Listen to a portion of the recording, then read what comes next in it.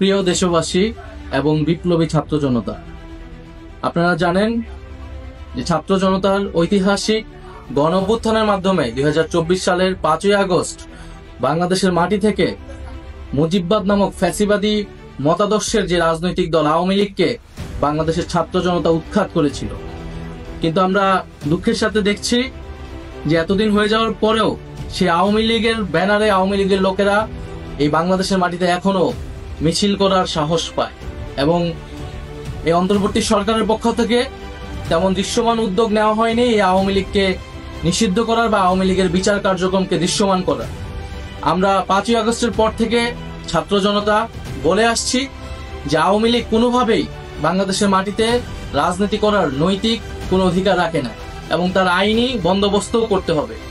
আওয়ামী লীগ গত 1.5 দশক ধরে বাংলাদেশে একটি ফ্যাসিজম কায়েম করেছে। বাংলাদেশে কয়েকটি গণহত্যার সাথে আওয়ামী লীগ জড়িত।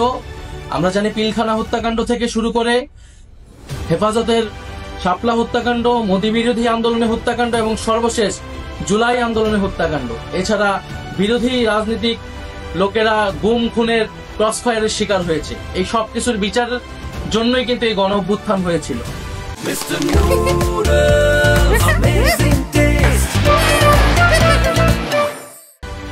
এবং আওয়ামী লীগকে আমরা দলগতভাবে বিচারের দাবি জানিয়েছিলাম, সেটিও আমাদের সামনে দৃশ্যমান হয়নি। ফলে আমরা আবারও রাজপথে নামতেছি, আবারও বলতে চাই যে আওয়ামী লীগকে দলগতভাবে বিচার কার্যক্রমে আওতায় আনতে হবে এবং আওয়ামী লীগের যত অঙ্গ সংগঠন আছে তাদেরকে নিষিদ্ধ করতে হবে। অলরেডি ছাত্রলীগকে নিষিদ্ধ করা হয়েছে, যুবলীগ সহ অন্যান্য অঙ্গ সংগঠনকে নিষিদ্ধ করতে হবে।